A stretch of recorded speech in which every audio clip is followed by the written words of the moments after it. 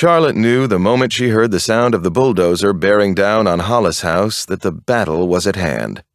She woke up and saw a roaring, rending, futuristic monster of gross, unremitting steel, a huge wrecking machine approaching the ornate and imposing precincts of the old Hollis place.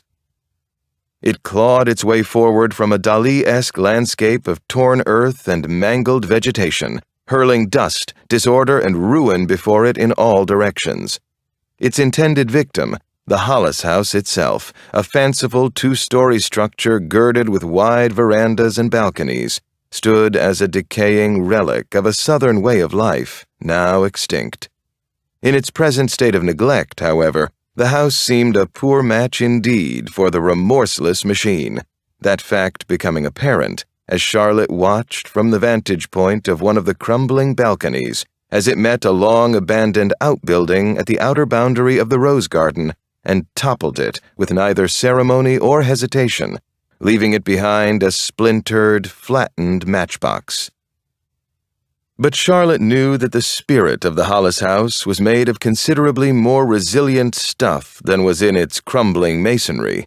Indeed, it embodied the strength of the frail but determined person of Charlotte Hollis herself, heir, owner, and protector of all the now embattled Hollis property.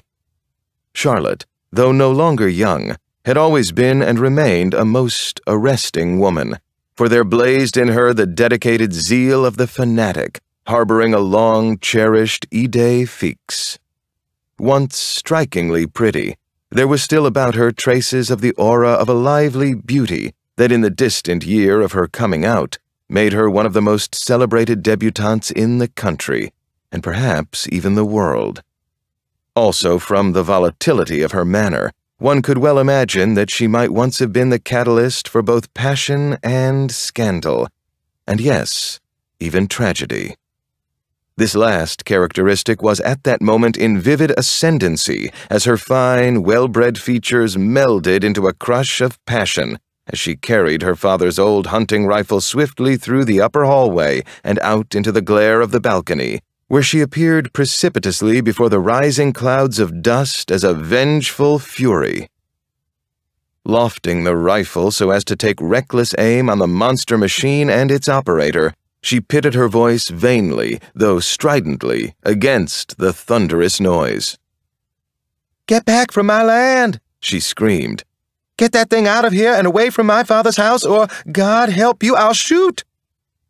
That's when Velma suddenly appeared in the doorway behind Charlotte, wearing a solid, makeshift uniform, the badge of her status of a day nurse, distinguishing her from the more degrading position of cleaning woman.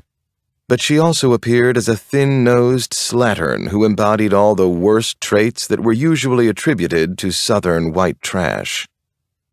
Velma observed the melodramatic scene before her, not with alarm, but with a kind of wry, boneless indolence. "With your eyesight, you could hurt somebody with that thing." But, accustomed to ignoring Velma, Charlotte only tried to take more careful aim. Below, the operator, intent on his job, remained unaware. But then the foreman, who was busy directing the cleanup crew, happened to look up and see Charlotte leveling the rifle toward them. With a cry of warning, he hurled himself forward toward the machine. It was in this same moment that Charlotte, knowing her command had been disregarded, fired. The shot struck with a smart cracking sound against the flank of the wrecker and ricocheted carelessly into the distance. On the balcony, a bit of the crumbling masonry beneath a heavy stone urn decorating one of the corners fell away. The operator, startled, brought the machine to an idling stop, and looking around at the foreman, followed his gaze up toward the house, the balcony, and Charlotte. Charlotte herself had been momentarily distracted by the falling stone, but her gaze went back to the scene below as the foreman, made incautious by anger, strode forward across the lawn and up to the terrace. "Charlotte Hollis," he yelled up at her. "Now you got yourself into real trouble, doing a thing like that. I'm going directly to the law." "Who cares where you go?" Charlotte yelled back. "So long as you go, and take that machine with you and those men, this is my land." "No more it ain't. This land belongs to the county, all of it, and you know it." Charlotte was totally deaf to this argument. "I'm telling you to get off," she yelled back, "and you better mind." The foreman, who had started away, turned back. "I got more right hearing for you," Charlotte continued, almost as if this were a contest between children. "You's supposed to clear out of here 3 months ago. You had your orders." From the distance, the operator saw that the stone urn, undermined, had begun to list, and now it was his turn to call out a warning. The foreman, hearing the call and seeing the urn, quickly moved back and away as the urn, listing still further, toppled and smashed down upon the stone floor of the terrace. The foreman and Charlotte, in the backwash of silence, exchanged glances, he one of frustration and increased anger, she one of faint amusement. Then the foreman, seizing the excuse to make a retreat, turned on his heel and stalked off. Signaling to the operator to stop his machine and leave, he slammed into his pickup truck and drove furiously away. Charlotte, her triumph complete, turned, handed Velma the rifle, and swept into the house, becoming for a moment the youthful southern beauty of the past in all her glory. Velma, unable to refuse the rifle, cast her a spiteful glance. "Now you really got yourself in a fix." When Charlotte didn't bother to answer, she followed after her. "Think I'd be satisfied just having folks throwing rocks at the house to drive you out." Charlotte, still ignoring her, went into her room, but Velma, not so easily put off, followed after her for one parting shot. "They're beginning to call me names, too, just for working for a woman like you. They say you'll have to move off and let them build the project only for me coming out here to do for you." At last, Charlotte turned to face the woman, and with a look of utmost scorn, slammed the door shatteringly in her face. Velma stood there with the gun in a state of total rage, just wishing she had the nerve to use it. That evening, the old Hollis place, bathed in the light of a witch's moon, stood as a hulking palace of terror against the night. At least it seemed that way to the small boy of 9 or 10 who edged toward the house from the unkempt protection of the shadows. "Go on, the window's open there, easy as pie." "But if she catches me—" "You want to be a charioteer, like me and Buzz? Then you get in there and get what you're supposed to." The boy considered it and nodded in frightened determination and turned back toward the terrace and French windows as one of his companions hissed, "It's got to be something she touched with her own hands." Nodding again and trying hard to swallow down his terror, the boy moved slowly up the steps. Then, thinking he heard something, he stopped and looked back in bleak longing toward the hedge, then to the house, which seemed to tower over him with a physical threat. Committed now, he forced himself to the open window, looked inside, hesitated, and climbed in and entered the foreboding darkness of the house. He made his way through the room of formidable shadows and clutter into the hallway, peering at whatever object came to his attention, uncertain about taking anything.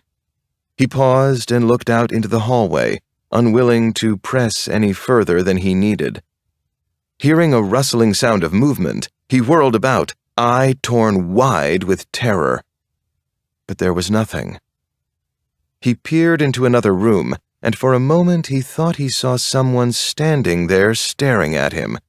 But then he saw that it was only a large portrait, and moved on to another doorway, and looked in to be confronted with a profusion of images, of himself in mirrored panels.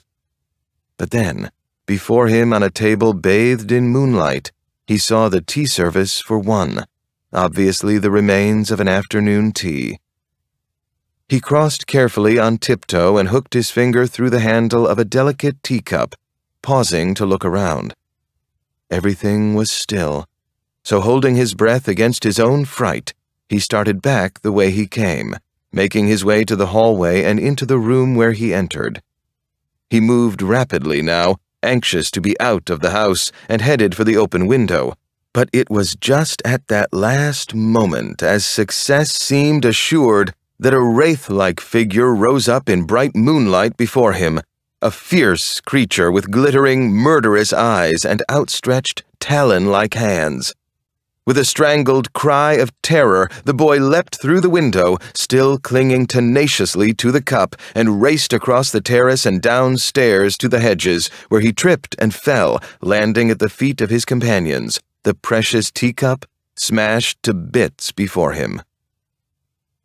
Inside the house, Charlotte, still standing in the flood of moonlight, looked after the departed figure and grinned a good-natured grin. That's when she heard a chorus of childish voices singing faintly in the night. "Oh, sweet Charlotte, my sweet Charlotte, with your sweet, sweetening ways, I counted your graces, you numbered my days. I gave you my heart, so I can't understand why you whacked off my head, not to mention my hands." With that, the smile faded from her face. For a moment, a look of sadness threatened, but then it disappeared as one of prideful determination possessed her features. "Thieves!" she shrieked suddenly into the night. "Get away before I set the dogs on you!" The next day, the commissioner, accompanied no doubt for protection by the foreman, approached the broad front terrace of the old house. They were hesitant but dogged, knowing that they had a job to do. Charlotte, observing their approach from inside the house, motioned Velma down the stairs to hold them off. At the landing, she paused to listen, at the ready to get her gun if need be. "We're here to talk to Miss Charlotte," said the commissioner with strained forcefulness. "Well," Velma drawled blank-faced. "You can't. She told me to say she's sick in bed. She can't see nobody." "Velma Crothers," the foreman said, "you know good and well that ain't so." Velma shrugged. "She said to say." Meanwhile, Charlotte was creeping down the stairs to hear better, but could be glimpsed through the open door by the commissioner. She drew back hastily out of sight, but the commissioner, given a way out, made the pronouncement he'd come to make, assured Charlotte would hear it. "Well, then you just give Miss Charlotte a message from me, and this is official. What she did yesterday changed this from a civil matter to a criminal one, if we so choose to bring suit against her. Now, we don't want to do that, but she was supposed to vacate here more than a month ago, and we've given in to her all we're going to. Her waving a gun at people is one thing, but firing it is something else. It's coming to a weekend, so that's in her favor. So she's got until Tuesday morning to vacate in person and another day to remove her effects. After, I'll have no choice. I'll be forced to take action whether I want to or not." Velma took all of this in with some amusement. She liked excitement, especially the kind could still catch Miss Charlotte at a disadvantage. "Woo-wee," she commented. "I don't know how she's going to take that." "Maybe she'd like a stretch in the county jail," the commissioner said, loudly enough to be sure Charlotte heard. "You can tell her that, too." Velma nodded. "Okay. She's going to have a fit." "That's your problem," the foreman intruded, stepping toward Velma. "You want to work for her." The commissioner put out a hand to stop him, motioning him to move away. "Come on, Bob." They turned and left, but not without an apprehensive backward glance from the commissioner. Slyly amused, Velma went into the house and closed the door. At a groan from the direction of the stairs, she looked up to see Charlotte collapsed on the landing, clutching her side. With no perceptible change of expression, Velma went up to help her. "Oh, God," moaned Charlotte. "The persecution, it'll never end till they put me in my grave." "I expect not," Velma said, dragging Charlotte roughly to her feet. For all of her helplessness, Charlotte shook herself free of Velma, slapping her hands away. "And as if it weren't enough," she snarled furiously, I'm left with you, a white trash slut." Tears of vast self-pity formed in her eyes. "I need my own people, my own kind, my own kin. I'm alone, alone. Call Dr. Bayless. Go on, do it. Well, go." She watched furiously as Velma, imperturbable as ever, moved off down the stairs. "Tell him I want Miriam," she yelled after her. "Tell him I want her to come back." A country taxi made its way along the road with no great haste. Its passenger, Miriam Hollis, looked out at the passing scene with a kind of wry impassiveness. Miriam was a woman of achieved chic, which is to say that she was noticeably smart, compellingly turned out, commandingly beautiful. A kind of woman to be seen in all the smart restaurants, clubs, and hotels in all the great cities of the world. She seemed entirely out of place in her present surroundings. The view from the taxi window, for the moment, was one of calm and quiet rusticity. The road, lined with trees, was warm, lush, and deep. After all, it was the Deep South. Miriam's eyes were caught by a pair of large stone gateposts, the entryway, she could not doubt, to a sprawling southern plantation. Metal plaques on the posts rather ostentatiously announced the name Mayhew. Miriam leaned forward just a bit to peer into the drive, but she drew back again and made her face impervious when she noticed that she was being observed by the driver. Soon the taxi reached the area of clearing, and she could see that this was the beginning of a major new project. The taxi continued on to the drive of Hollis Place, which marked the end of the clearance for the new buildings. Miriam observed the house and the grounds with the quickness and interest of one who observes changes after a long absence from a once familiar, if not beloved, scene. As the taxi entered the curve of the drive, Miriam noticed that on the front balcony there was what appeared to be a frazzled, night-gowned wraith brandishing a gun. Miriam, with a lift of her eyebrows, got out of the taxi and paid the driver. Charlotte, from the balcony, turned the full force of her present fury to the taxi, leveling the gun in that direction. "And you, too!" she shrieked. "Get back in that car and go away! This is private ground! Get off my land!" Miriam looked up in alarm. "Charlotte," she cried. "Charlotte, stop that and go inside. It's Miriam." Blessed relief flooded over Charlotte as she lowered her gun and peered more closely down in Miriam's direction. Suddenly realizing that she needed to dress, she rushed inside. At the same time, Hugh Bayless came out of the house and headed rapidly down the steps to take Miriam's bags. He was sorry he wasn't able to meet Miriam at the airport. He had an emergency. For a moment they stood looking at each other, a moment when the memories of the past collided with the realities of the present. "You've changed," Hugh said, smiling at last. "You've become more beautiful than ever." Miriam did not respond to his warmth. "You've changed, too," she said bluntly, and then, after the briefest pause, she nodded up toward the balcony. "Is she quite mad?" Hugh shook his head. "Honestly, I don't know. But mad or not, she's clever, even more clever than you may remember." "More deceptive, you mean?" Miriam said flatly. "If we're speaking of how I remember her." "I suppose it's difficult for you, coming back here after all these years." "Under the circumstances?" Miriam strode ahead of him up the steps and into the house, empathic with the air of one who had arrived to take charge.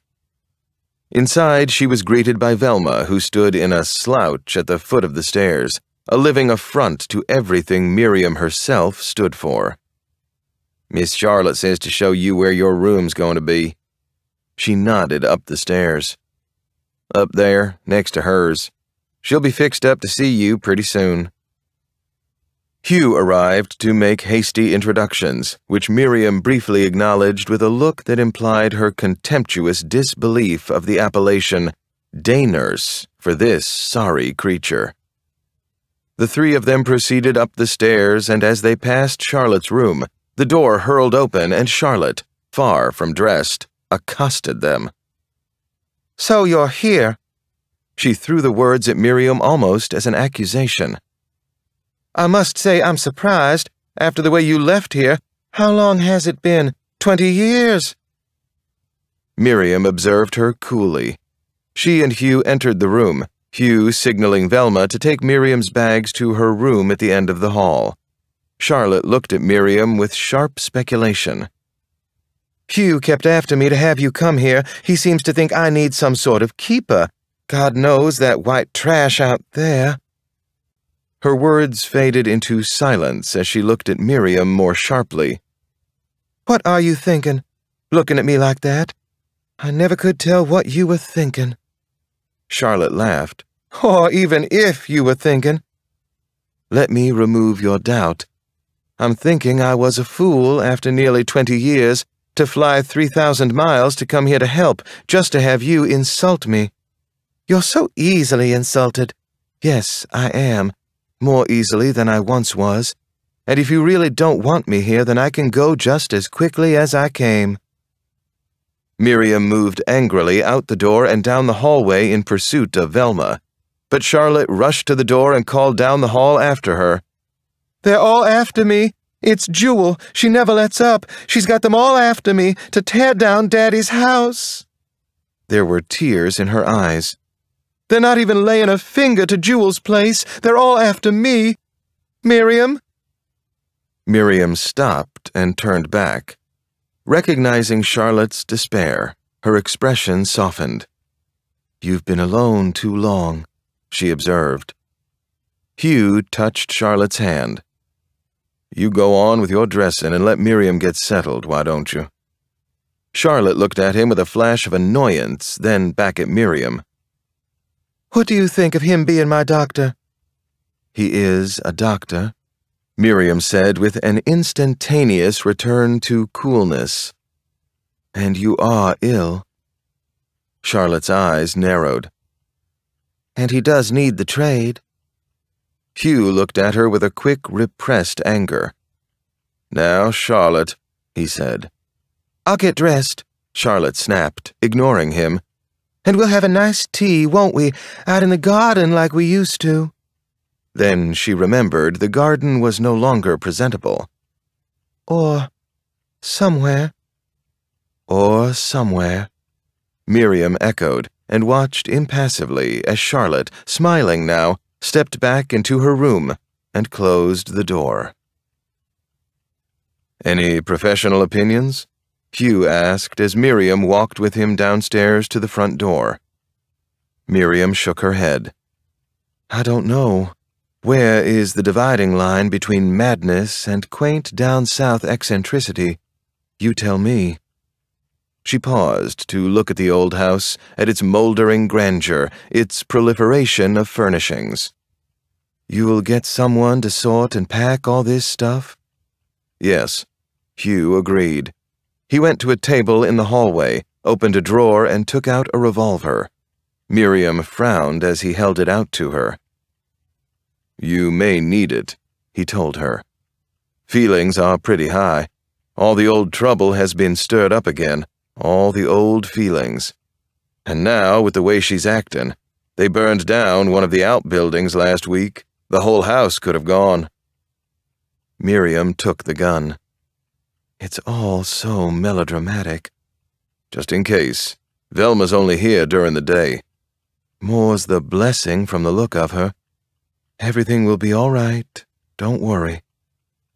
At the door, Hugh stopped and turned back. "Miriam, ever since that awful night when we said goodbye—" "Goodbye, Hugh," Miriam said firmly. "I'll call you tomorrow." Sadly, Hugh turned and left the house.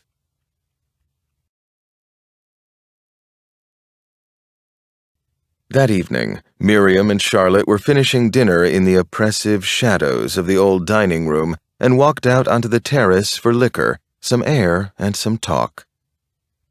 "Think what wonderful days we had here when we were girls," Charlotte recalled. "Did we?" Miriam asked. "You did, I'm sure." Charlotte looked at her in astonishment. "You weren't happy here, but surely after where I came from," replied Miriam. "At least I wasn't a charity case, an orphan given shelter from the storm." Charlotte considered this. "You were always ambitious. I sensed it even then, and you've done very well, traveling around the world, mingling with all the famous people. You're a survivor. You've done well." "Yes," Miriam said, hoping to leave it at that. "Yes, I have." And she thought, "And I mean to continue to do well." "How is it, by the way, that Hugh has become your doctor?" "In a way, I suppose," Charlotte replied as if it were a question she expected. "I felt I owed it to him. He might have done very well if it hadn't happened the way it did. But there's another way to look at it. He hitched his wagon to the wrong star." "To me," Miriam said. "That was something of a trailer hitch, wasn't it?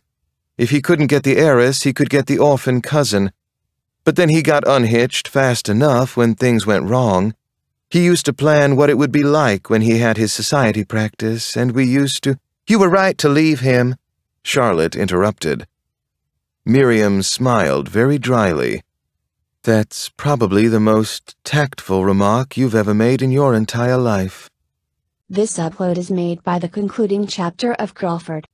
The talk turned quickly to the matter of Charlotte leaving the house and moving out, and Charlotte and the ghosts of the past were momentarily forgotten. "They'll never drive me out, never. Not Jewel Mayhew, not any of them. I don't care what they do. They mean to start by tearing down the house. They've given me notice, and they brought in these frightful machines. But I stood there, right up there on that balcony, and I declared to all of them that I would not move even if they killed me." Miriam observed the performance without visible warmth. It must have been an electrifying moment for everyone. "I promised Daddy that I'd stay right here and face them down, and face Jewel down, until they cleared my name." "Do you think that's going to happen by Tuesday morning?" Miriam asked.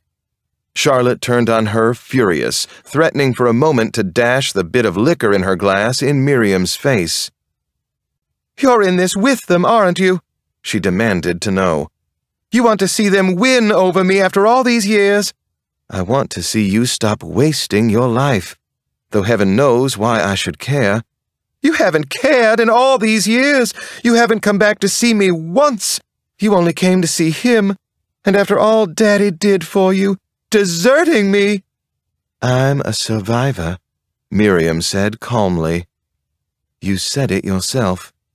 "You never did like me," accused Charlotte. "Not with any overwhelming affection, no. But we were very young then," replied Miriam, her voice like icy steel. "And I didn't like you," Charlotte stormed back. "I didn't like you at all." Charlotte tore off into the house and up the stairs. Miriam followed her for a moment, but just to the balcony. Then, turning away, she went to the drawing-room door and looked inside. The slanting light from the doorway picked up the portrait of Charlotte painted in the year of her coming out. She was very pretty, in what might then have been called a high-strung sort of way. Miriam closed the door, and thinking she might have heard something from outside, she made her way to the terrace. But there was nothing. She picked up the tray with the glasses and started back inside, when a bottle, with a sudden explosive crash, smashed against the wall, thrown from somewhere out into the night. She whirled about, and then, frightened, moved quickly inside and closed and locked the door. She stood for a moment collecting her wits, and then, as the house and the night outside remained silent, she moved down the hallway to the table where Hugh had shown her the gun. Miriam removed the gun slowly and with a new determination carried it upstairs. The next day, Miriam had set Velma at the task of packing bric-a-brac and other light movable objects around the house, totally against Velma's will. Velma asked sullenly, "Does Miss Charlotte know you got me doing this?" "No," replied Miriam. "She's going to raise righteous time when she finds out," Velma snarled. "She's going to have a proper cat fit." "She may," said Miriam, "but it's got to get done all the same." "She ain't never going to leave this house," Velma said darkly. "And if you like to hear me say it or not, I reckon she's got her own reasons besides her promise to her daddy, and I'm not the only one to think so." "Evidently you're not," said Miriam, "and you can take down Charlotte's portrait from over the mantel." In full rebellion, Velma banged back, "No, sir. I ain't going to lay a hand onto that picture. Not with her in the house, I'm not. I seen her. She talks to that picture, like she was talking to a whole nother person. About what happened back then, like she's trying to explain it away to somebody. I ain't supposed to do this kind of heavy work. When I come here, it was just to nursemaid her and to do a little light cooking. That was the understanding." Velma continued to rant. Hugh arrived at the moment of impasse and took over Velma's packing. Together, he and Miriam removed the portrait, discussing how to get Charlotte to leave the house. Suddenly, Miriam lost her hold on the picture and it fell to the floor, damaging the frame, but sparing the picture itself. Miriam surveyed the scene with a kind of unemotional detachment and set about carrying the portrait into the hall when they heard Charlotte scream from the balcony upstairs. "You put that back, you hear? You put it back on the wall where it belongs!" And the ranting continued as Hugh and Miriam rushed to her just as she collapsed. Hugh put her to bed and gave her a sedative. To keep the peace for the moment, they put the portrait back on the wall. From behind them, Hugh and Miriam heard Velma, soft-voiced and just loud enough for them to hear. "You ask me? She ought to be put away in a nut house." Hugh left the room as Miriam stood in thoughtful silence. Charlotte was settled and left in the care of Velma, as Hugh drove Miriam into town where she set about the business of getting help to dismantle and pack the things in the house. As she rushed down the street, she saw none other than Jewel Mayhew. For a moment, she was not certain it was Jewel. She was so changed since she last saw her, grown old and looking sickly. But then Jewel saw Miriam and seemed close to collapse in shock and surprise, and then she quickly turned and walked in a different direction. "Poor Jewel," Hugh remarked. "She been in poor health for a long time now." "I didn't know," said Miriam. As Miriam went about the town shopping for necessary supplies, she noticed the coldness of the locals. They obviously recognized her but turned away as she approached, deliberately snubbing her. When she returned to the car, she found on the seat a copy of a cheap tabloid, and there, emblazoned on the front, was a picture of the Hollis house and of Charlotte as she was as a girl at the time of her coming out, overlaid by the figure of a ghost, a male figure without a head or hands. "The Hollis House Mystery" blazed the headline, and in smaller letters it continued, "About to be raised. What is hidden within those walls?" As Miriam started to hurl the paper from her in disgust, a young man approached the car, giving Miriam a start. "Hi, I'm Paul Selvin. I am on assignment from a paper up north." He was brash, quick, and too sharply dressed, and certainly without a way with the ladies. "I left that there for you. I thought you might want to see it." Miriam's eyes flashed with anger. "You were quite wrong. I don't." She made a move to start the car, but Paul put his hand through the car window to stop her. "I think you ought to hear what I have to say, Miss Hollis. My paper is Now Magazine. You've heard of it, I suppose." "I've heard of it," Miriam replied. "Then you must know that we're not like that rag," pointing to the tabloid. "We are much more reserved, shall I say, in our approach." "You could hardly be less." "True, exactly, but we are their closest competitors. I simply wanted to show you and Miss Charlotte what they were doing, the kind of consideration, or lack of consideration, you can expect. But of course they don't bother to research their subjects, they don't trouble themselves with the expense and inconvenience of seeking interviews, but you do." "True, exactly. Now, I'll tell you frankly, what I've been sent here for is a picture of your cousin, preferably a picture of her leaving the house." "You may have a considerable wait." "But she will have to leave eventually, and in the meantime—" "You have your expense account," snapped Miriam. "Yes, and a goodly amount of patience. But the point is, you can expect a much more sympathetic coverage from my publication than you're getting from the competition." "In consideration for what?" Paul laughed, disconcerted by Miriam's directness. "Well, yes. First of all, I'd like an interview with Charlotte Hollis, a personal interview, also an exclusive photo of her leaving the house." "An exclusive photo?" "A tip-off before she leaves. That's all. A little phone call." "Not a big phone call, just a little one."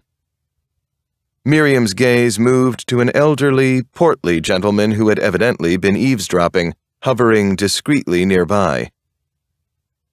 "We can make an arrangement. There's the expense account. I'm allowed certain expenditures for contacts."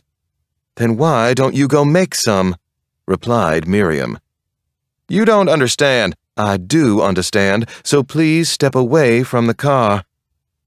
At this point, the elderly gentleman, Waldo Hopper, came forward and, catching Miriam's eye, smiled, and when he spoke, to Miriam's surprise, it was with a pronounced English accent.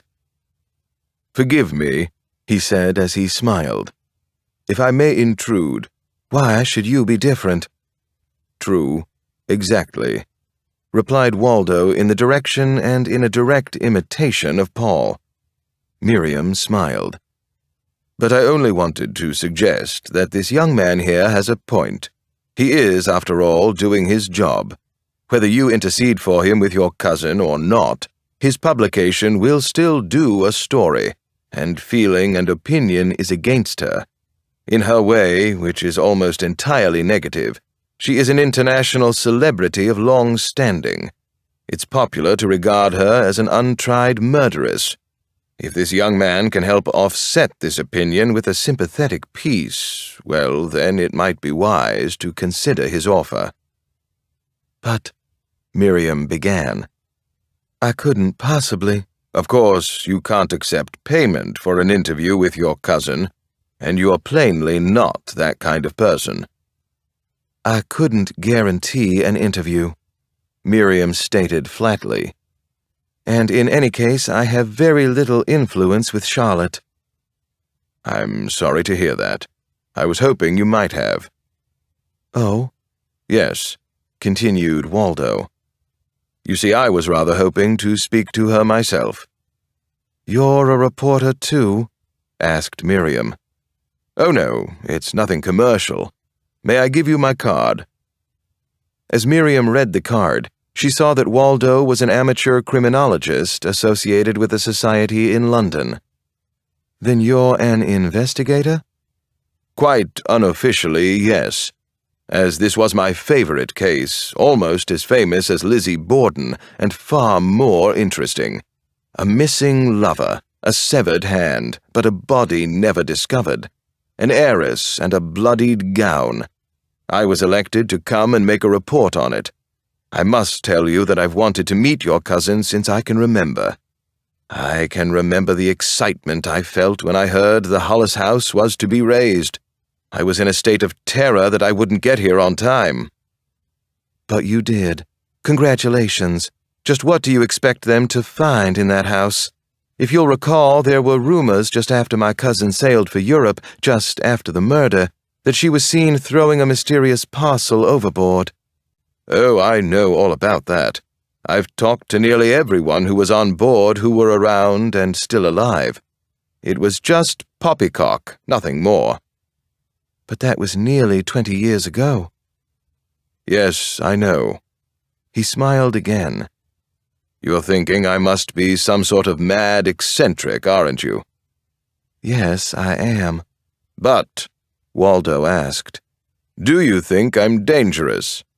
No, not dangerous. Then you will ask your cousin to see me, and this young man. Miriam hesitated and then said, Perhaps, but I don't think it will do any good. As long as you ask. I have to go now, Miriam said, bringing the matter to an emphatic end. Goodbye. So nice meeting you, said Waldo. And you're even more beautiful than they ever reported in any of the crime journals. Miriam started the car and, setting it in motion, lifted a brow. Thank you, I suppose. And with that, she drove off. Charlotte was in a state as she handed Miriam the copy of the tabloid she had received in the morning mail. This is Jewel's work, cried Charlotte, hurling the paper from her. She'll never be satisfied until she drives me out. I saw her in town, Charlotte, said Miriam. She's old and sick. I don't think she had anything to do with it. Just because she couldn't hang on to her husband, Charlotte ranted. She blames me. If she'd just taken an interest in him, if she'd just bothered to recognize his talent, his music, just because he needed some sort of beauty and youth and understanding in his life. That's all done with, interrupted Miriam. It has been for years now. Oh, has it? Railed Charlotte. She drew forth another envelope from the morning mail and handed it to Miriam. Just take a look at this. Miriam took out a single sheet of paper on which was scrawled a single word.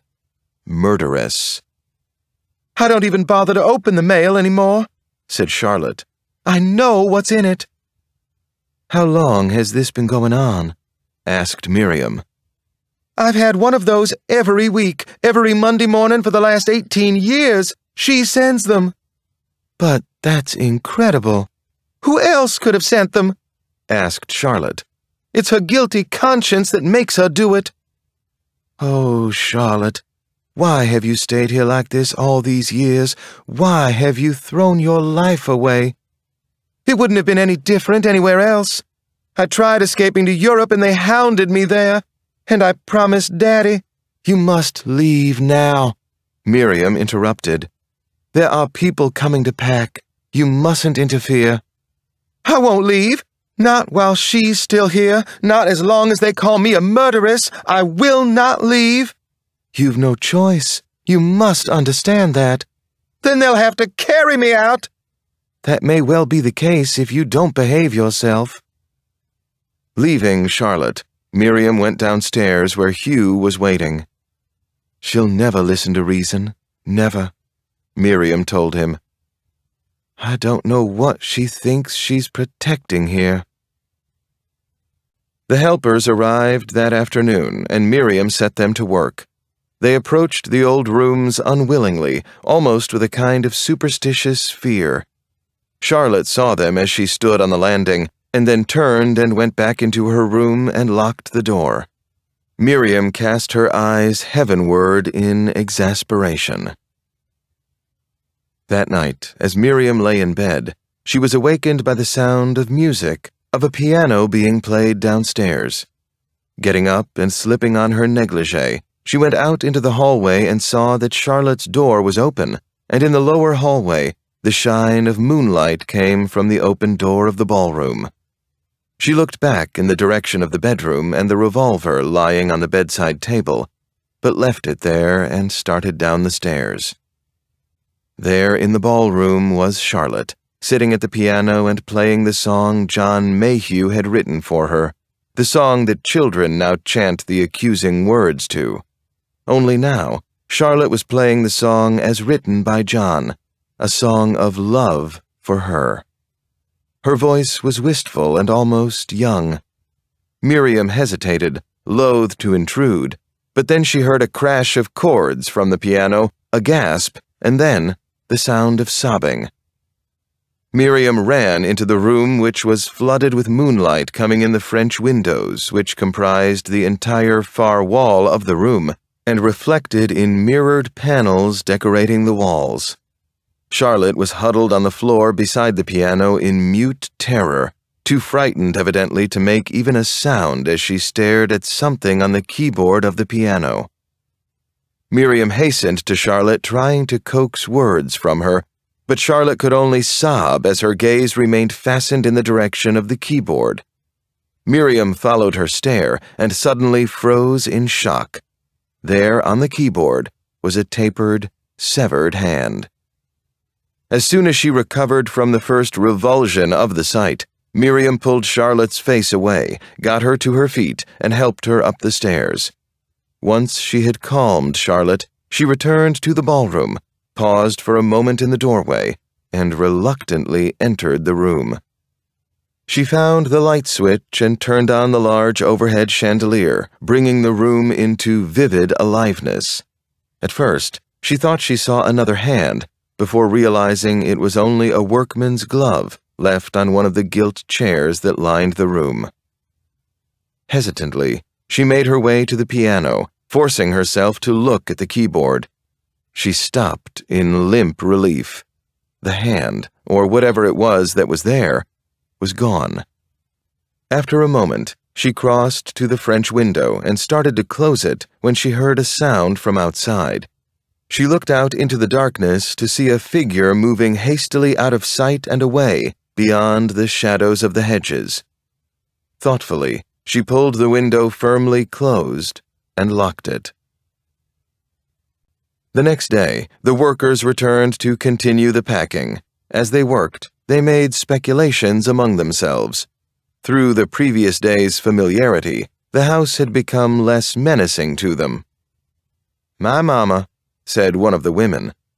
"She always claimed that if it wasn't for her daddy paying everybody off, she'd have come up for trial sure as sin.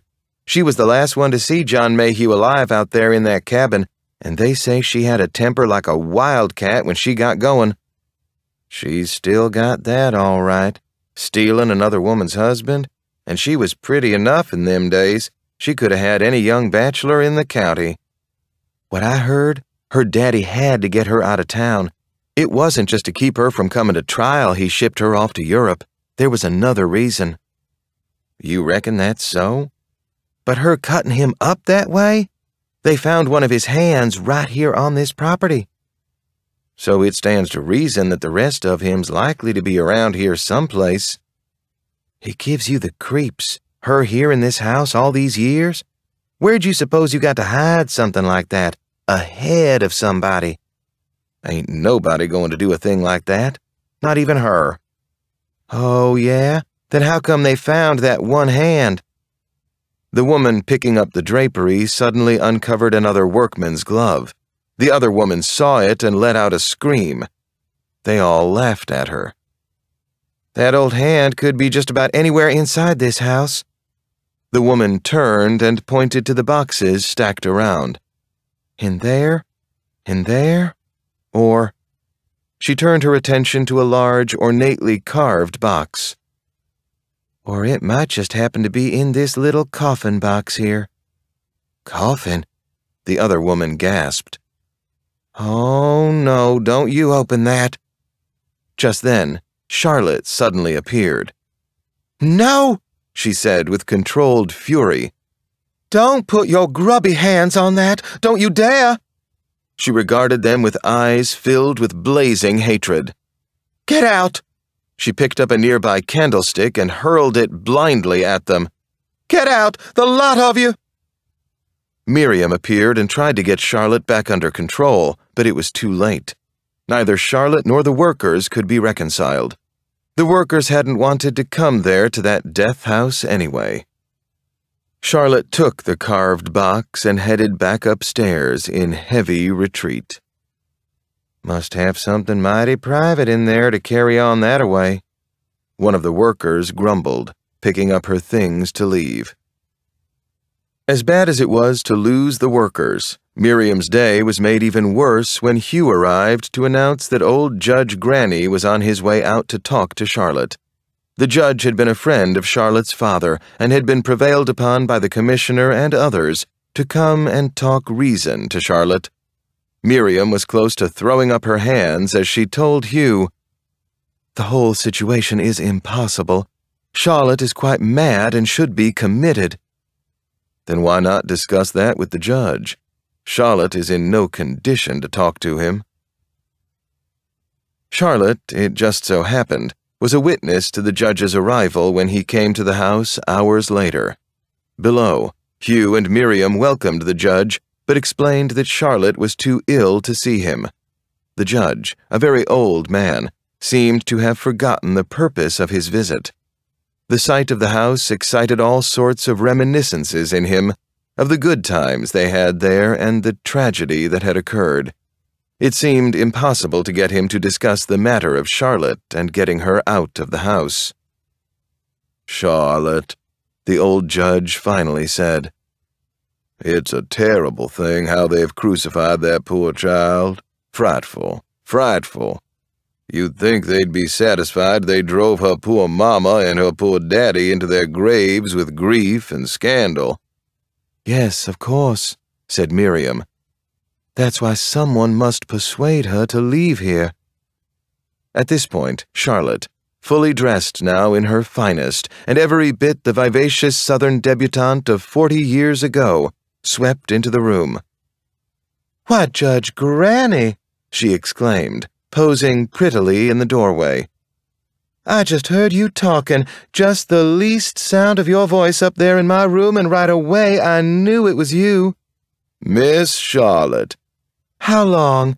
When was the last time you were in this house?" Incredibly, Charlotte and the judge began to create a scene from the past, acting out what happened, Charlotte playing the young Southern belle to the judge's fatherly old man. Miriam and Hugh watched incredulously. The judge, it was obvious, was senile and of no help to them at all. Charlotte, in the end, talked of her daddy and how he made her promise to stay in the house and to never give in to the town and the people. She began to weep, so overcome with grief that Hugh had to help her upstairs to her room. The judge, far from accomplishing his purpose of persuading Charlotte that she must leave, was eased out of the house by Miriam, still in a fury against the town meddlers who had bullied that poor, helpless little thing. That evening, Hugh drove Miriam into town to see the commissioner to ask him for an extension of time for the demolition crews to take over the house. At first, he refused. "What are you going to do?" asked Miriam. "She may be ill, and she seems to be deranged. Are you going to march in there and throw her out bodily?" "Well, I could hardly take the responsibility for that kind of action." "And you can't simply tear the house down with her in it." "No." "I will do my best to get her out as soon as possible."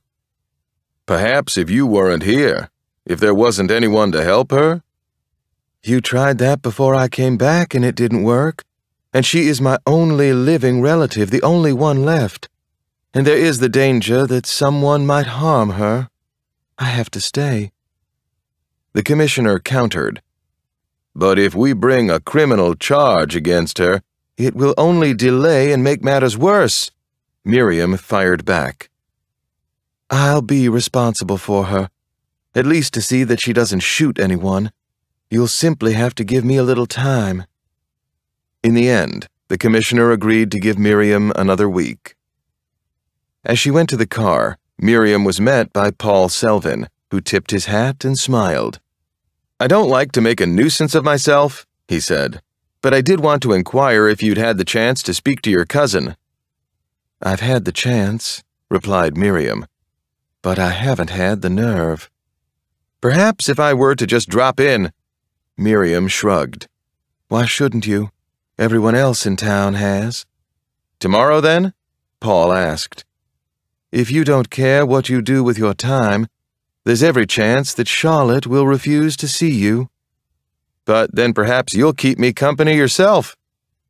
Miriam laughed, got into the car with Hugh, and they drove away. The night was warm and muggy. Miriam slept lightly and fitfully. Further down the hallway, Charlotte rose from her bed and looked out into the evergreen hedges. Was there a figure there, or was it a trick of light and her imagination? "John?" Charlotte whispered. She stood a moment longer in indecision and then moved back into the house. Emerging into the hallway, Charlotte paused, took a silent step or two in the direction of Miriam's half-opened doorway, and listened. Hearing nothing, she turned and hastened down the stairs. At the foot of the stairs, she stopped. The silhouette of a man seemed to loom against the window, and then it moved back and forth to become the shadow of a shrub. She opened the front door and found nothing more than the night and a breeze. She turned and went back into the house. She paused at the door of the drawing room and looked in. She started inside, but a face loomed suddenly out of the darkness. She stopped, her heart pounding, as she realized that it was her own youthful face, caught in a patch of moonlight, staring from the portrait. Then, hearing what she thought was a bit of music, she started toward the ballroom. The door, usually kept closed, was ajar. There seemed to be a moving figure again, this time within the oblong of light shining from the doorway.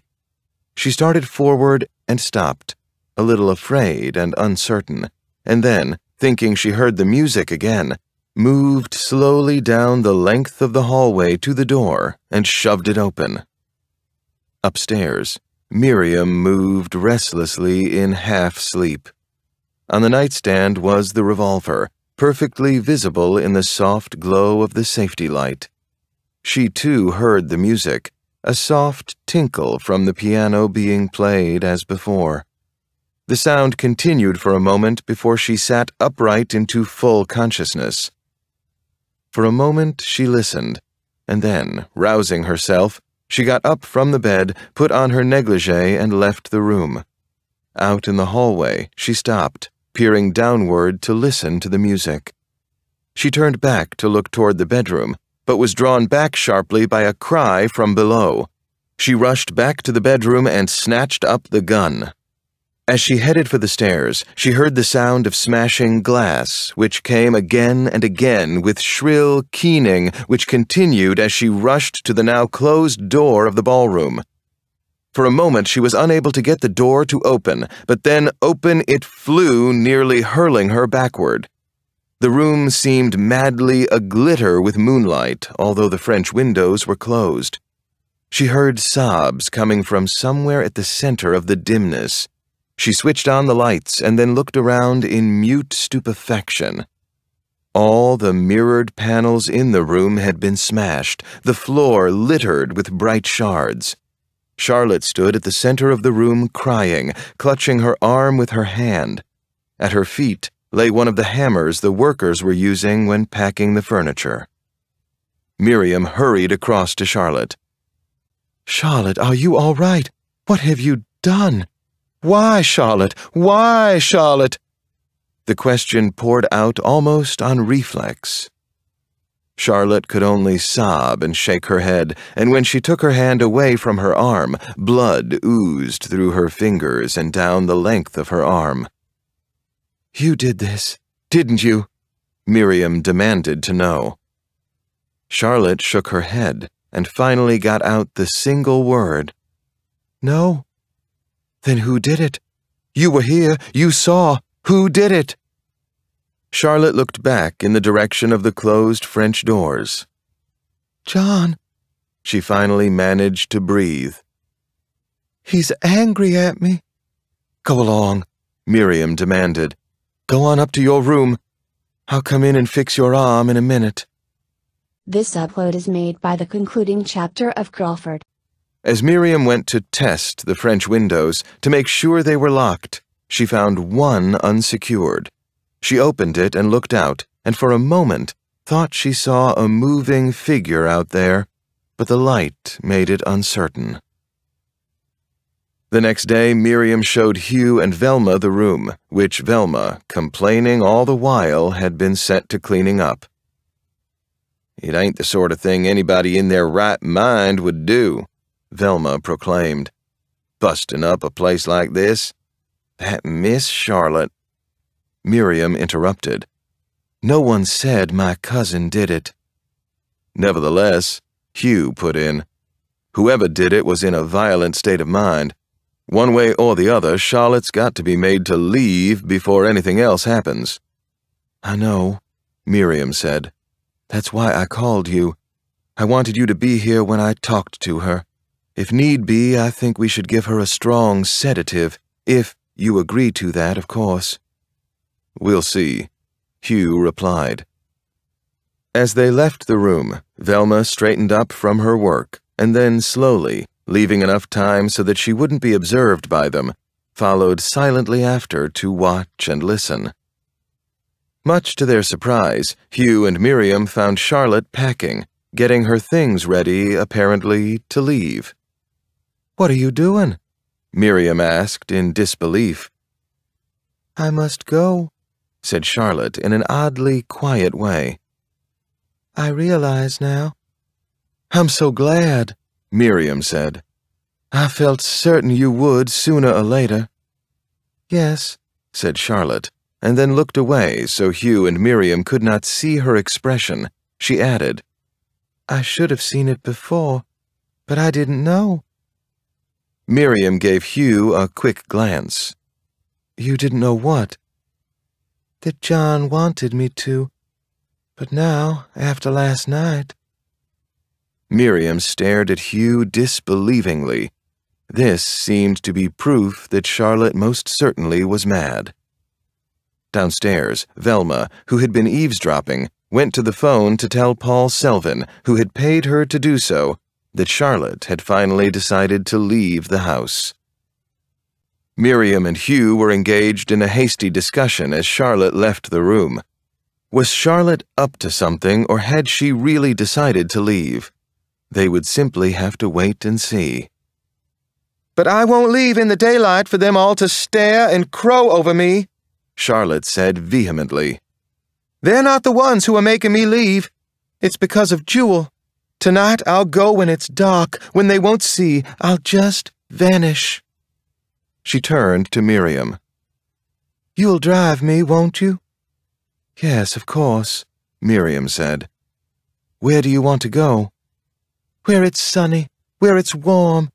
Remember that little town down on the Gulf where Grandma used to live?" "I was never there." "Oh, weren't you? Never mind, we'll find it." "I know," said Hugh, sotto-voiced. "I know where she means." Miriam looked back at Charlotte and smiled. "We'll leave tonight, then, after supper." "Yes," echoed Charlotte. "After supper. I'll just vanish. I'll just leave this place as it is. To the jackals." "I suppose," said Miriam worriedly. "I'd better pack my bags." That evening, as they sat down to the dinner that Velma had left for them, Miriam watched Charlotte nervously, uncertain as to whether she would change her mind again or not. Since the food that Velma left was poor, she went to the kitchen, found her way to the wine cellar, and returned with a bottle of champagne. Miriam had always had champagne tastes, and Charlotte, in her deepening depression, could use some cheering up. Miriam opened the bottle and took it out to Charlotte on the terrace. "I never did have a good head for liquor," said Charlotte. "Don't you remember?" "Just a little won't hurt," Miriam suggested. "Besides, there's cause to celebrate." As they finished the bottle, Charlotte became visibly tipsy. Miriam saw and urged her to just eat a bite or two. Charlotte left the table and went back into the house. For a moment she stood looking down the length of the hallway. Then, not so very gracefully, spilling a little of her wine, she did a deep curtsy. "How nice," she said in a light, girlish voice. "How nice of you all to come to my little party." "Charlotte," Miriam called, entering from the terrace. "Oh," said Charlotte, smiling back at her. "I'm just funnin'. Don't you worry about me. "I'd better go get things ready," Miriam said. With a quizzical glance at Charlotte, she went on up the stairs. In the hallway, Charlotte gave a little laugh and offered her hand to some imaginary swain. Then she meandered room to room, reliving moments from the past. At first, the happy ones in which she was the pretty daughter of adoring parents. She stopped long enough to enact with her father, just enough to give a hint of a kind of conversational incest. She could always get anything she wanted from a man, or so she had been led to believe, and she could get any man. "John," she murmured the name and whirled about. It was as if he was there before her. She reached out and took his hand. "If anyone sees you," she said in girlish delight. "If Jewel should find out, she acts so nicey nice and ladylike, but you know how she is, married to her." Charlotte ran along the hallway as if leading John, drawing him into the shadowed shallows of the music room. "Oh, if anyone knew, if Daddy knew, oh, I hate to think. No, you mustn't kiss me here. Anybody might come along. If they do, you go straight over to the piano and start playing like that was what you came in here for." She smiled softly to herself. "Oh, you're so silly coming here this way, for the help to see. But I'm glad. Oh, John, I don't care anything about any of those silly boys that come around. When I see them and then I look at you, your handsome face and your beautiful hands." She stopped suddenly, her hands outstretched as if to take his, and then, as some other vision rose before her, she groaned and covered her face as she whirled out of the room. On the upper landing, Miriam appeared hastily, having carried out some boxes from Charlotte's room. She called down to her, but heedless and crying now, Charlotte was only intent upon fleeing the terrible vision that confronted her there in the ballroom. She hurried toward the big front door, desperate now to be away and out of the house. Again Miriam called her name, but Charlotte was too upset to hear. Tugging at the door, Charlotte rushed outside. As she started across the wide front veranda, a figure loomed monstrously and suddenly before her. She cried out, and there was a terrible blinding flash of light before her. In the black wake of the flash, Paul Selvin came forward, smug now at having gotten his picture. "Miss Hollis," he said, "I'm sorry if I frightened you." Sobbing in terrible panic, aware of some other flashing lights on the drive, Charlotte ran back inside the house, slamming and bolting the door before leaning against it, too terrified for the moment to move. Miriam, a box clutched in her arms, came awkwardly to the top of the stairs. "Charlotte," she cried, "what happened?" Outside, the flashing lights in the drive proved to be the headlights of Hugh's car. He came to a stop, and having witnessed the hasty drama at the door, got out and went immediately to Paul. Cutting him off from escape and struggling with him, Hugh took and smashed his camera. Inside, Miriam continued to stare down at Charlotte. "Charlotte," she said, "please." Charlotte turned from the door, trying to control her sobs, and looked up at Miriam. She tried to speak, to say what happened, but she was unable to form the words. All right, said Miriam. She started to put down the box, but it slipped, and as she made a grab for it, the lid, the box, now turned to its side, fell open. Charlotte looked up at the opened box and its exposed contents, and her sobs were stilled by a new and even worse terror, for there, before her, grinning down from the top of the stairs, was a horrible severed head. As she stared, unable in her terror either to move or to make any sound, the head tumbled from the box and fell to the stairs and descended a ghastly, jouncing descent to the bottom of the steps across the floor to her very feet. Then, sucking in a deep, convulsive breath, Charlotte gave vent to a deafening scream. From above, Miriam looked down in frightened horror, and crying Charlotte's name, hurled the box from her, and started running down the stairs. As Charlotte woke up in her darkened bedroom, she felt an instantaneous sense of panic, of half-memory of the shocking experience she had downstairs. "Don't be frightened," a voice said, and she looked around and saw Miriam sitting beside the bed in the dim lamplight. And then her gaze moved past and beyond Miriam and fastened on something else in the deeper shadows. She rose up in the bed in terror, for the severed head seemed to be here on the bureau, grinning back at her. Miriam, realizing what was frightening her, hastened to assure her. "No, no," she said. "It's all right," as she reached behind her and brought the head into the light, as it materialized as an old hat form. "This is all it is, Charlotte. I know how it must have frightened you."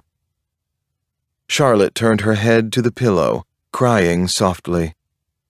"It was that idiot exploding that flash bulb in your face. You couldn't be sure of anything."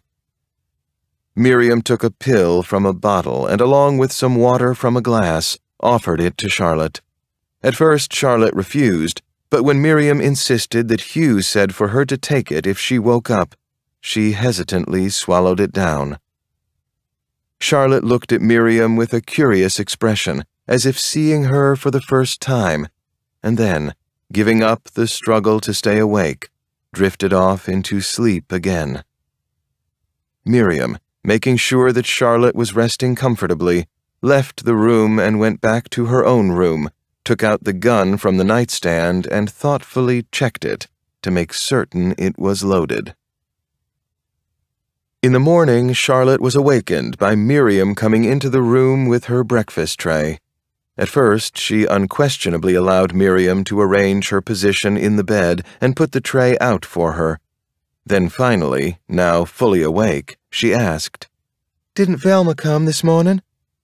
"I called her and told her not to last night," Miriam told her, and at her questioning glance added, "If it hadn't been for her, that reporter wouldn't have been here last night, and you wouldn't be in this condition this morning."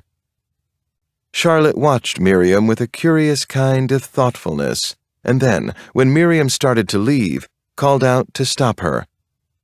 "Miriam," called Charlotte, and in her indisputable look of illness was a new kind of softness.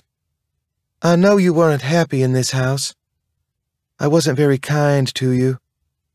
"You were very wrapped up with yourself and all your beaux," replied Miriam. "Yes, I believed all the things Daddy told me about how beautiful I was and charming." "You were beautiful," said Miriam. "Yes, and charming too. But not quite legendary. I know. I did terrible, wicked things, stealing another woman's husband."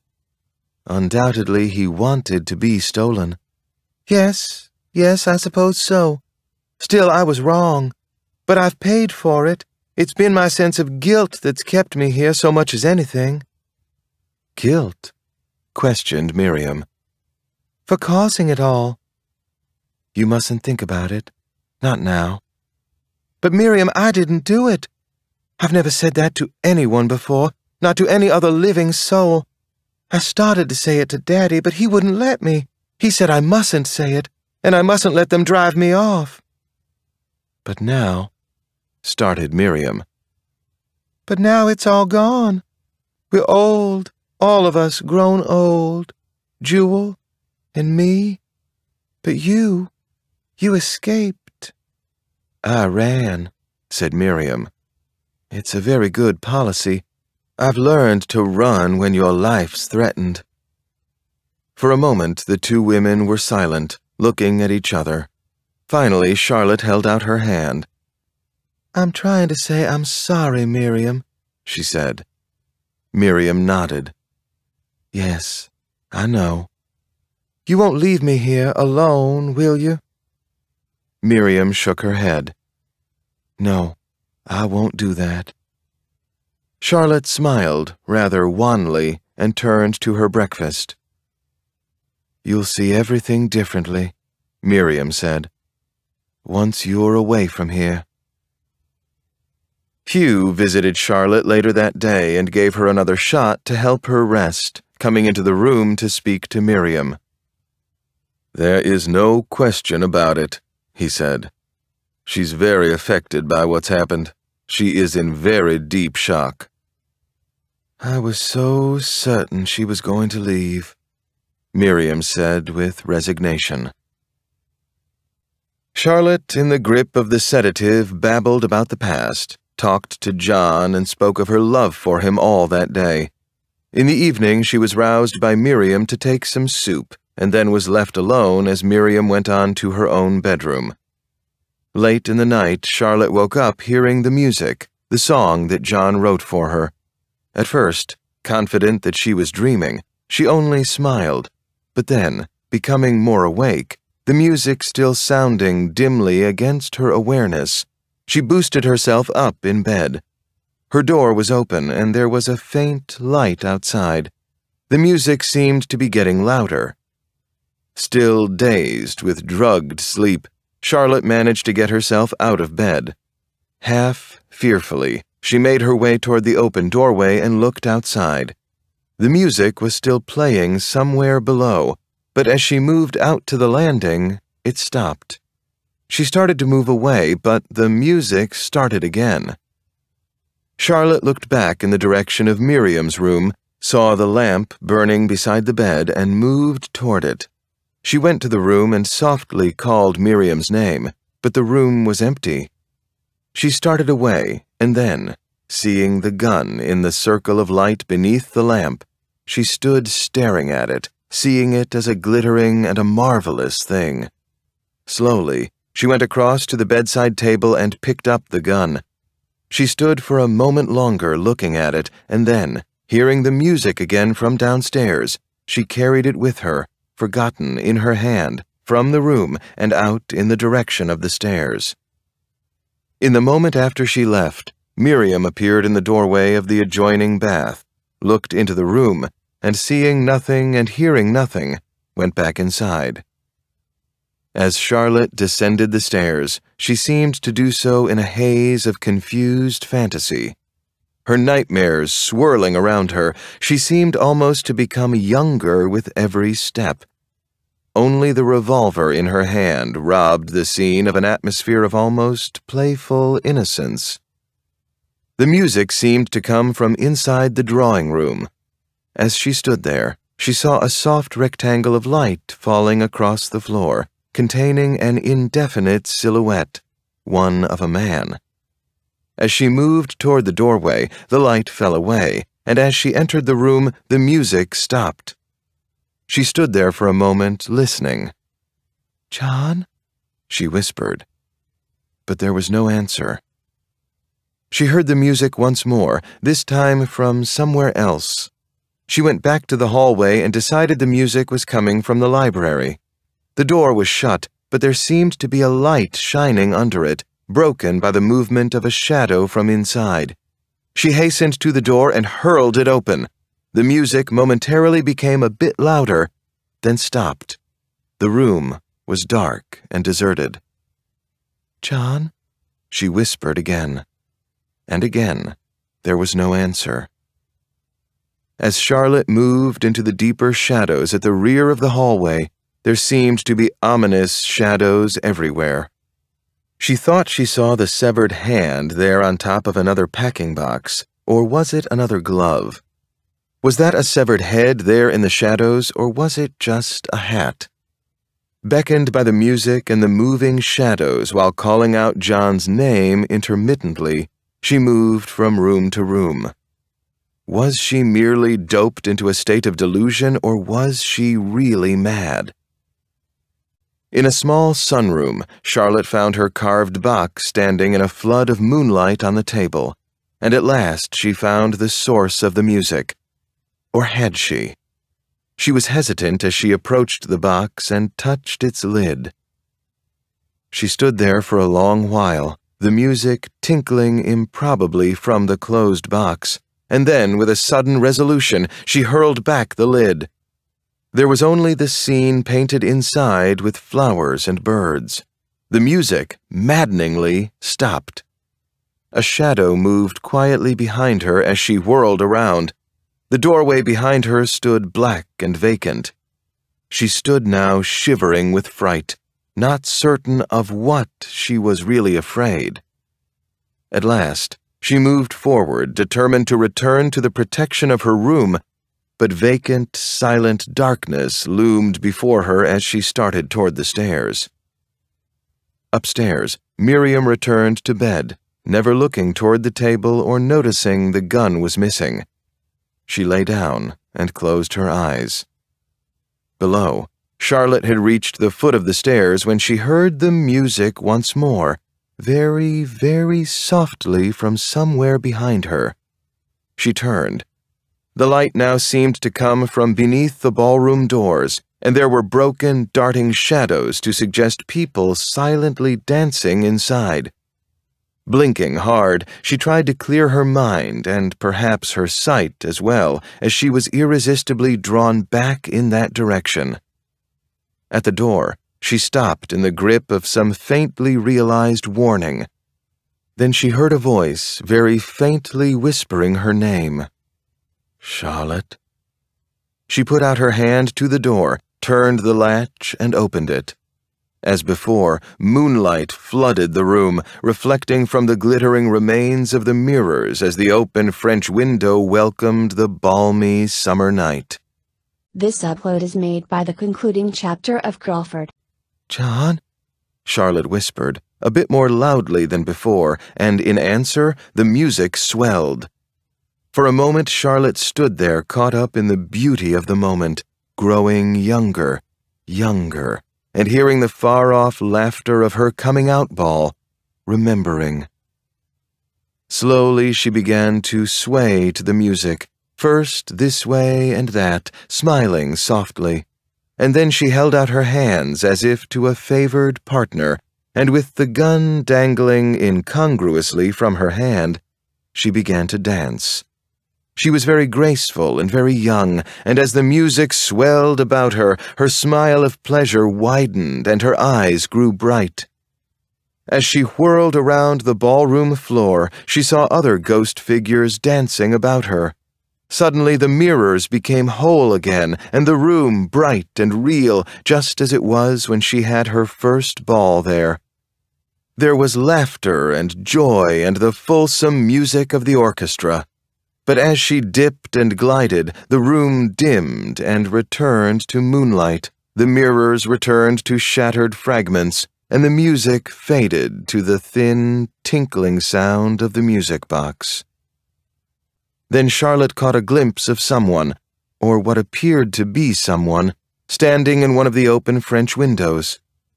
Charlotte stopped dancing, but still with a small laugh of gaiety and greeting.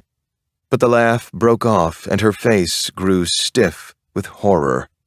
She found herself facing not the French windows, but one of the shattered mirrored panels. But unmistakably outlined in its interrupted surface was the figure of a man. A headless figure. As Charlotte stood transfixed with horror, the figure raised its arms to her, as if in invitation to the now broken dance, and she saw that he had no hands. Charlotte screamed, and her scream echoed into the night. The figure moved toward her and out of the moonlight. In automatic defense, Charlotte grasped the gun with both hands and pointed it in the direction of the approaching figure. With a sob, she fired. Upstairs, aroused by the deafening sound, Miriam rose up sharply in her bed and threw back the covers. At the same time, several more shots came resoundingly from the floor below. Miriam turned to the nightstand, saw that the revolver was missing, and, getting up swiftly, hurried from the room. Running down the hall, she glanced into Charlotte's room briefly, just long enough to know that Charlotte was not there, and then she ran down the stairs. "Charlotte!" she cried. "Charlotte!" And when there was no answer, she hurried on headlong down the hall. Stopping, she looked wildly around, and seeing the doors of the ballroom ajar, she ran toward them. As she entered the room, she saw Charlotte silhouetted against the flood of moonlight, quite still and silent. When Miriam called out to her, Charlotte made no move to answer. Miriam switched on the lights and saw that Charlotte was standing over a fallen figure. "What have you done?" Miriam demanded as she ran forward. Charlotte, too deeply in shock to respond, simply stood there staring down at the figure. Miriam looked down to see the man had fallen so his face was hidden. She looked at Charlotte. "Who is it?" she demanded to know. But Charlotte still made no move or sound. Reluctantly, Miriam knelt down to touch the man's shoulder and, forcing herself, turned him over. Slowly, the bloodied head of Hugh was revealed. "Hugh!" Miriam screamed, looking up at Charlotte. "But why?" Charlotte began to moan. Dropping the gun, she covered her face with her hands and turned away. Miriam looked at her for a moment in stunned disbelief. "I'll have to call the police," she said as she started from the room. But then she hesitated and forcefully headed to the phone. Again she stopped and looked toward the ballroom. Should she go back and look after Charlotte before making the call? Charlotte, swift, suddenly, like a wraith, appeared from the ballroom, came to Miriam and stopped her hand as she dialed the phone. "You can't call them," Charlotte babbled breathlessly. "You can't do it, Miriam. Oh, Miriam, if you've got any feeling at all for me, if you've got any feeling, don't. Oh, don't." "But I have to," Miriam replied. "There isn't anything else I can do." "But it will be like it was then. They'll all come and ask all sorts of terrible personal questions.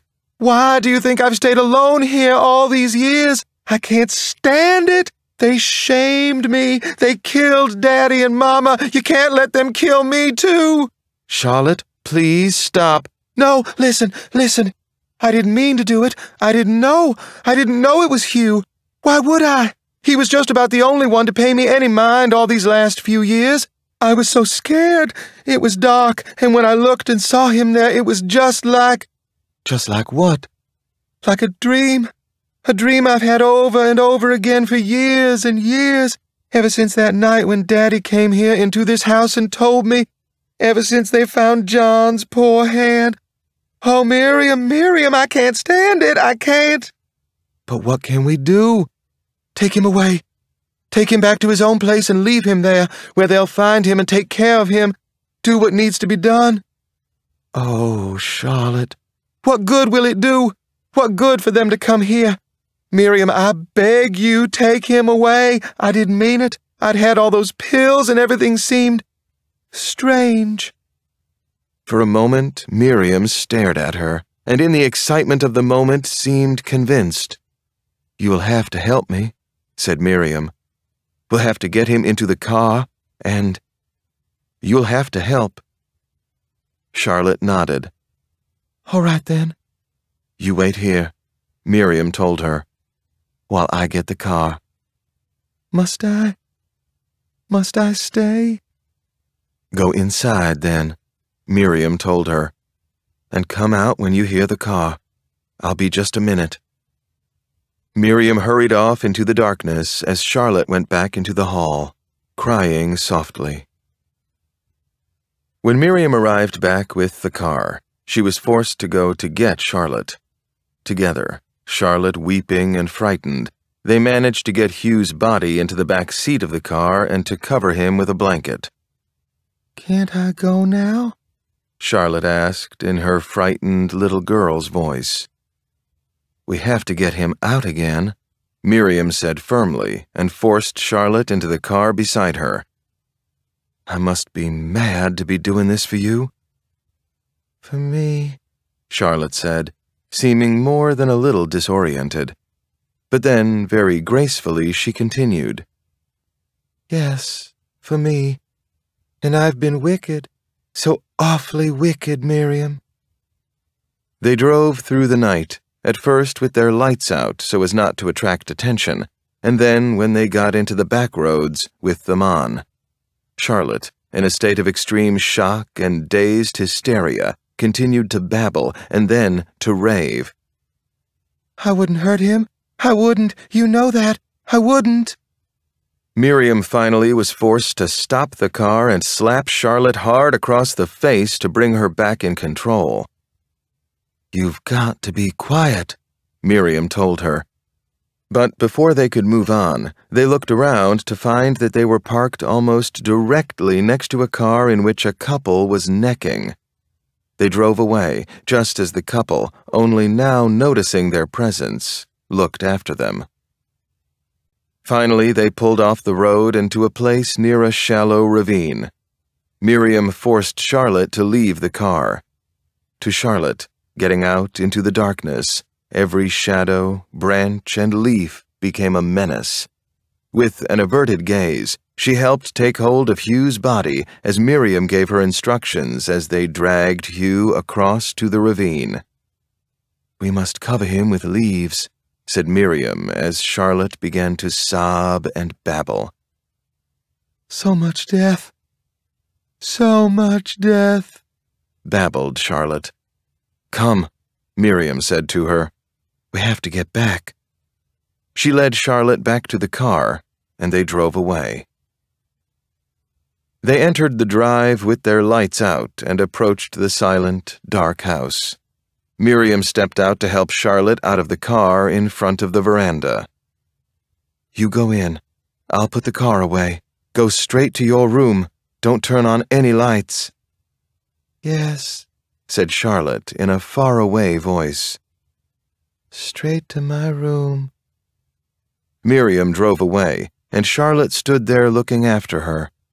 As the house loomed in front of Charlotte, she seemed paralyzed, but remembering Miriam's words, clinging to her instructions, she made her way to the door, shoved it open, and entered the house.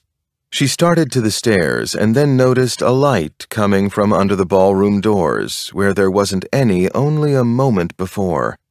Uncertain, she made her way in that direction. At the door of the room, she stopped, afraid to look in, not wanting to see the terrible stain of blood on the floor. But she threw open the doors and looked in.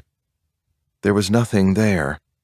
The floor where Hugh bled out his life was quite clean and unmarked. Somehow this was even more shattering to Charlotte than if some new horror had been waiting for her there. The senseless impossibility of it struck her like a physical blow. She turned about and ran down the hall and up the stairs. So concentrated was Charlotte on her headlong flight that she was unaware of the light coming on just at the landing. Not until she was full upon it did she see it. In horrifying view was the bloodied figure of Hugh. She very nearly collided with the figure, and then, seeing it, uttered a piercing scream and fell back. Just managing to catch herself against the railing, she clung, sobbing, gibbering madly as she collapsed slowly to the steps, holding her face in her hands, shielding it from the view of the terrible, impossible thing there above her, only a few feet away. Miriam, hearing Charlotte scream, ran into the house, through the ballroom, along the lower balcony and up the stairs to where Charlotte had collapsed along the railing. Charlotte could only hold her hand out, as if in defense of something at the head of the stairs. As Miriam looked in that direction, she saw that the landing was quite deserted. Dragging Charlotte to her feet, Miriam forced her up the steps and down the hallway to her room. Miriam helped Charlotte into bed and waited for her to fall asleep. "It will all be better tomorrow," she told Charlotte. "Tomorrow we will go away from here and never, never come back." "Yes," Charlotte managed to breathe as she drifted off to sleep. "Yes." Miriam got up, very wearily, left the room, and locked the door. Miriam went to her room and changed into her negligee, but instead of going to bed, she came out of her room, turned out the hallway light, and made her way down to the ballroom, across it, and out onto the terrace. She stood there looking out into the night, the wash of moonlight across the drowsy landscape. From behind Miriam appeared a man's figure, Hugh's. Hearing a sound, Miriam turned, saw him, and smiled. He handed her a drink. "For a difficult night's work," he said. "Difficult and unpleasant. As much as I've hated her all these years, her and her whole monstrous family." Miriam shrugged. "It had to be done." "I know," Hugh replied. "You do feel sorry for her when you think how life might have been for her. It's too bad Jewel ran out of money." "Murder can be very expensive," said Miriam. "When observed by such an expensive witness," added Hugh. Miriam nodded in agreement. "Yes, and I am expensive. Very expensive. I think you'd better keep that in mind from now on." "Oh, I will," replied Hugh. "I don't expect much, a decent allowance."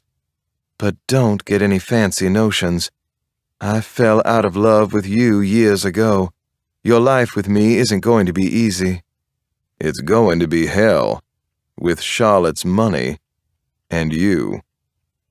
Hugh lifted his glass. "Here's to us." "Here's to you," Miriam corrected him. "And to me." They drank. "You are beautiful," said Hugh. He moved toward to touch her. "Yes," said Miriam, and as Hugh started to kiss her, she added, "And expensive.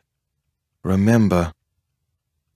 "And to Charlotte," Hugh added. Above, Charlotte stood on the balcony, looking down on them.